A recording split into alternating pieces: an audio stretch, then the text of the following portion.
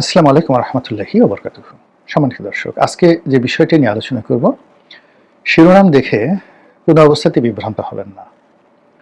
পবিত্র মাহে রমজান মাসে এই ভিডিও করছি রোজা অবস্থায়, কাজেই একটি শব্দ এখানে মিথ্যা বা প্রোপাগান্ডা হিসেবে চালানো যাবে না।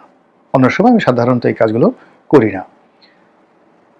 মূল বিষয়টা আগে বলে নিই, সেটা হলো জয়ের সঙ্গে জনাব তারেক রহমান সাহেবের কোনো টেলিফোনে কথা হয়নি। আগামীতে হবে কিনা আমি জানি না, এই দুজনের মধ্যে কোনো যোগাযোগ আছে কিনা তাও আমি জানি না। আমি শুধুমাত্র একজন লেখক হিসেবে বা একজন রাজনৈতিক বিশ্লেষক হিসেবে কল্পনা করার চেষ্টা করছি যে ধরুন জয় এবং তারেক এই দুজনের মধ্যে টেলিফোনে কথা হলো, তো সেই ক্ষেত্রে কি কি কথা হতে পারে এবং সেই কথাবার্তার পরিণতি কি হতে পারে, এই বিষয়গুলো নিয়ে আলোচনা করব, সম্ভাব্যতা নিয়ে। কিন্তু তার আগে বলে নেই যে এটা সম্ভব কিনা, আদৌ সম্ভব কিনা, বা এটা যদি হয় তাহলে কি ধরনের পরিবেশ পরিস্থিতি তৈরি হবে। আপনারা জানেন যে যখন 2001 থেকে 2006 সনে তারেক রহমান সাহেব একেবারে ক্ষমতার তুঙ্গে, তখন তাকে বাংলাদেশে বলা হতো রাজপুত্র। তার হাওয়া ভবনের সেই যে অবিস্মরণীয় ক্ষমতা, দুর্দান্ত পাওয়ার, তিনি ছিলেন ডিফ্যাক্টো প্রধানমন্ত্রী। বেগম খালেদা জিয়ার যে ক্ষমতা ছিল তার চেয়ে 2001 সনে তারেক রহমান সাহেবের বেশি ক্ষমতা ছিল। তো এত সত্ত্বেও তখন তার বিরুদ্ধে মিস্টার 10%, ঘুষ, দুর্নীতি, অনিয়ম, নানা রকম অভিযোগ সেই সময়টাতে ছিল। কিন্তু তারপরেও এখনকার চাইতে ওই সময়টাতে গণতন্ত্র এবং গণতান্ত্রিক পরিবেশ বেশি ছিল 2001 থেকে 2006 সালে।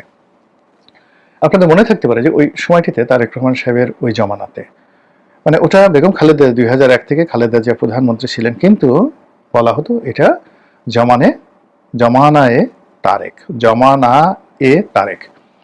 তো সেই জমানাতে জনাব সজীব ওয়াজেদ জয় আমেরিকা থেকে একবার আসলেন, আওয়ামী লীগ সিদ্ধান্ত নিল যে তাকে সংবর্ধনা দেওয়া হবে।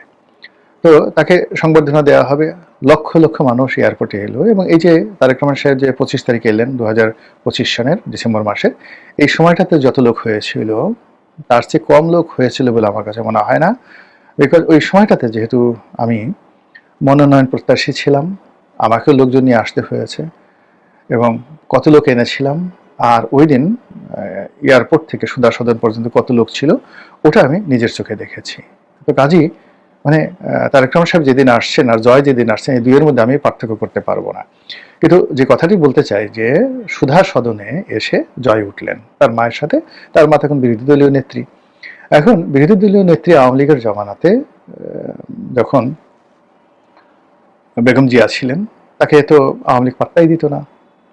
এরপরে যখন 2014 সনের পরে সাবেক প্রধানমন্ত্রী রূপে বেগম জিয়া ছিলেন, তার সঙ্গে যে অপমানজনক অপদস্থমূলক আচরণ করা হয়েছিল আওয়ামী লীগের পক্ষ থেকে, সেই দিক যদি বিবেচনা করেন তাহলে তারেক রহমান সাহেবের প্রশংসা না করে পারবেন না। জয় এসেছেন, সেই সময়টা জয়কে তিনি অভ্যর্থনা জানিয়েছিলেন, অভ্যর্থনা জানিয়েছিলেন। এটা আপনি ধরে নেন অভিনয়, এটা ধরে নেন নাটক, সিনেমা, যাই হোক না কেন, যেভাবে শেখ হাসিনা কোকোর মৃত্যুর পরে গেছিলেন, সবাই এটাকে অভিনয় বলে, কিন্তু এই অভিনয়টাকে ম্যাটেরিয়ালাইজ করা বিএনপির জন্য ওই মুহূর্তে লাভজনক ছিল। আর যদি সেটা করতেন ওই সময়টা, তাহলে 2018 সনের ইতিহাস ভিন্ন হয়ে যেত। কোকোর মৃত্যুর পর পুরো বিএনপি 2018 সনে ক্ষমতা আসতো, এবং গণতন্ত্র এই যে এখন জনাব তারেক রহমান সাহেবকে গণতন্ত্রের প্রতি ফিরতে যান বের হয়ে যাবে, এত সহজ হবে না। যে খতগুলো তৈরি হয়েছে সেই খতগুলো তৈরি হতো না, একটা সিস্টেম সেখানে রান করে গিয়েছিল। তো আবার জয় যে সুযোগটি পেয়েছিলেন তারেক রহমান সাহেবের পক্ষ থেকে, ঠিক সেই সুযোগটি গ্রহণ করা হয়নি, অপমান করা হয়েছে। আজকে যিনি তথ্যমন্ত্রী হয়েছেন, যাকে বলা হয় মিস্টার জহিরুদ্দিন স্বপন, তিনি সহ আরো কয়েকজন, এরা সবাই তখন তারেক রহমান সাহেবের ঘনিষ্ঠজন ছিলেন। তাদেরকে বলা হতো হাওয়া ভবনের কুশীলব বা হাওয়া ভবনের কিং মেকার। এবং ওই সময়টাতে জহিরুদ্দিন স্বপনের কথায়, মানে কি বলবো, তিনি মানে 10-12 জন মন্ত্রী পকেটে রাখতেন। তারেক রহমান সাহেবের ক্ষমতার কাছে, মানে তিনি, গিয়াসউদ্দিন আল মামুন, তাদের যে ক্ষমতা, তারপর মিস্টার অপু ছিলেন, আরো কে কে যেন ছিলেন, ডিউক ছিলেন, ভীষণ রকম তাদের ক্ষমতা ছিল। তো এইরকম বাংলাদেশে মানে ডিফ্যাক্টো প্রাইম মিনিস্টারের রাইট হ্যান্ড জহিরুদ্দিন স্বপন, তিনি ফুলের তোড়া নিয়ে এবং একটি শুভেচ্ছা পত্র নিয়ে সুধা সদনের সামনে এসে জাস্ট ফকিরের মতো দাঁড়িয়েছিলেন, এবং তিনি তখন সংসদ সদস্য। তাকে কিন্তু সম্মান করে ঘরের মধ্যে নেওয়া হয়নি, অভ্যর্থনা জানানো হয়নি এবং মর্যাদা দেওয়া হয়নি। অথচ উচিত ছিল তার সঙ্গে দেখা করা এবং তারেক রহমান সাহেবের শুভেচ্ছা গ্রহণ করা এবং তারেক রহমান সাহেবের শুভেচ্ছা উত্তর দেওয়া। এর কারণ হলো আপনি পৃথিবীতে যাকে তাচ্ছিল্য করবেন, যাকে তাচ্ছিল্য করবেন, আল্লাহ তাকে দ্বারাই আপনাকে শাস্তি দিবে। আপনি যাকে নিয়ে টিটকারি করবেন, মস্করা করবেন, সেই লোকের কাছে, পায়ের কাছে আপনাকে যেতে হবে। এই হলো দুনিয়ার অবস্থা। তো সেই ক্ষেত্রে দেখুন যে তারেক রহমান সাহেবকে বিএনপির লোকজন ঠাট্টা করেছে, সেই বিএনপির লোকজন তাকে আব্বা আব্বা করে তার ধারের কাছে যেতে পারছে না। যে তারেক রহমান সাহেবকে আওয়ামী লীগের লোকজন ঠাট্টা মস্করা করেছে, এখন তারেক রহমান সাহেব যদি তাদেরকে ডাকেন, বিএনপিতে যোগদান করতে বলেন, কিংবা তাদেরকে একটু আশ্বাস বানিয়ে দেন, মুহূর্তের মধ্যে তার আনন্দে গলায় দড়ি দিয়ে মরে যাবে, গাছের থেকে লাফ দিয়ে চিত হয়ে পড়ে যাবে। এই হলো বাস্তবতা, ক্ষমতাকেন্দ্রিক রাজনীতি। তো কাজেই এখন ওই যে অতীতে যে ভুলটি জয় করেছেন, যে ভুলটি শেখ হাসিনা করেছেন, তারেক রহমান সাহেবকে সেই ভুলটি করবেন? এটি হলো প্রশ্ন। তিনি যদি শ্রেষ্ঠতর হতে চান এবং এই শ্রেষ্ঠতর হওয়ার জন্য তাকে অতীতে তার সঙ্গে যারা ভুল করেছেন তিনি সেই ভুল করবেন না, উল্টো উদারতা দেখাবেন।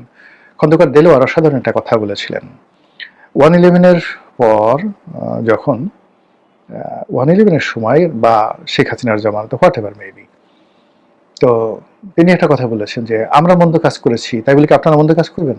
আমরা মন্দ কাজ করার ফলে তো এখন শাস্তি পাচ্ছি, আর এখন আপনারা মন্দ কাজ করলে তো ভবিষ্যতে শাস্তি পাবেন। এখন এই কথাটা আমার এখনো কানে বাজে। এত ম্যাচিউর, এত সুন্দর, এত স্মার্টলি, বোল্ডলি বিএনপি তৎকালীন মহাসচিব যে কথাটি বলেছিলেন আমার এখনো কানে বাজে। তো এই ক্ষেত্রে যে ফোনের বিষয়টি অতীতে যে ঘটনাটি ঘটেছে, কখনো কোনো অবস্থাতেই তারেক রহমান সাহেবের কাছে জয় ফোন করতে পারবেন না, সম্ভব না এটা। কিন্তু তারেক রহমান সাহেব যদি জয়কে টেলিফোন করেন, বাংলাদেশের রাজনীতির কোর্স অফ অ্যাকশন পাল্টে যাবে। এবং শুধুমাত্র জয়ের সাথে টেলিফোনে কথা বলবেন তিনি, জয়কে বাংলাদেশে আনাও লাগবে না, রাজনীতিও করতে দিতে হবে না, খালি টেলিফোনে কথা বলবেন এবং সেই কথার ভিডিও বা অডিও ফুটেজ ছড়িয়ে পড়বে সোশ্যাল মাধ্যমে। ওনার 99% অপোনেন্ট কাপড় চোপড় নষ্ট হয়ে যাবে ভয়, মানে তারেক রহমান সাহেবের জাস্ট কাপড় চোপড় নষ্ট হয়ে যাবে এবং উনি একেবারে নির্ধারিত 5 বছর মেয়াদে তিনি ক্ষমতায় থাকতে পারবেন, আর কেউ একটু শব্দ করতে পারবে না। এখন এই যে জিনিসগুলো, এটা মানে আমার কল্পনা থেকে আমি এই কথাগুলো বললাম। আমি এরকম হলে আমার জায়গাতে আমি এরকমই করতাম, এর বাইরে আমি যেতাম না, আমি যদি এরকম হতাম।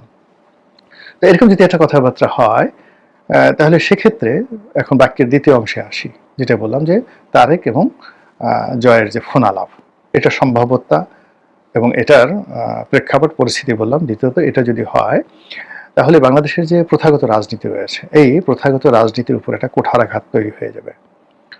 একটু শব্দ করতে পারবে না। জামাতের আমির যে জিনিসটি শুরু করেছেন, তিনি প্রথমে আওয়ামী লীগকে মানে সাধারণ ক্ষমার কথা বলেছেন। এটা যে আওয়ামী লীগের মধ্যে জামাত সম্পর্কে কি ইতিবাচক ধারণা তৈরি করেছে, এটা তারেক রহমান সাহেব কল্পনাও করতে পারবেন না। This is the first thing. মানে এই জামাতের আমিরের একটি কথা যে আমরা সেই কাজ, মানে আমরা তাদেরকে সাধারণ ক্ষমা করতে চাই। দ্বিতীয়ত হলো যে আমিরে জামাত যেভাবে লন্ডনে গিয়ে তিনি বেগম জিয়ার সঙ্গে দেখা করে এসেছেন, তারেক রহমান সাহেবের সঙ্গে দেখা করে আসছেন, বাংলাদেশে আসার পর যেভাবে তারেক রহমান সাহেবের সঙ্গে তিনি দেখা করেছেন, এটা জামাতকে কতদূর এগিয়ে নিয়ে গেছে কল্পনাই করা যায় না। ফলে এখন রাজনীতি যেহেতু প্রথা বিরুদ্ধ চলছে, সবকিছু প্রথা বিরুদ্ধ চলছে, তারেক রহমান সাহেব নিজেও এই গল্প কয়েকদিনে প্রধানমন্ত্রী হওয়ার পর প্রথা বিরুদ্ধ কাজ করছেন।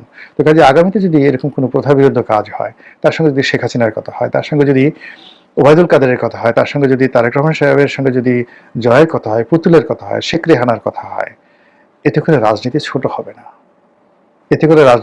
না, বরং বিভিন্ন মানুষ যারা চক্রান্ত করার চেষ্টা করছে তারা আরো ছোট হয়ে যাবে। থার্ডলি হলো, এটা কি কিয়ামতের আলামত হবে কিনা? কিয়ামত মানে অন্তিম সময়। হ্যাঁ, এটা কিয়ামতের আলামত হবে। কিয়ামত বলতে রাজনীতিতে যে অপচেষ্টা, রাজনীতিতে যে ধ্রুবীসন্ধি, রাজনীতিতে যে চক্রান্ত, রাহাজানি, মারামারি, কাটাকাটি, হানাহানি, যা কিছু মন্দ, যা কিছু হচ্ছে, এই জিনিসগুলোর একটা মানে যাকে বলা হয় কিয়ামত রচনা হয়ে যেতে পারে যদি তারেক রহমান সাহেব উদার হন। আল্লাহ আমাদের সবাইকে হেদায়েত দান করুন এবং হেফাজত করুন। আসসালামু আলাইকুম ওয়া রাহমাতুল্লাহি ওয়া বারাকাতুহু।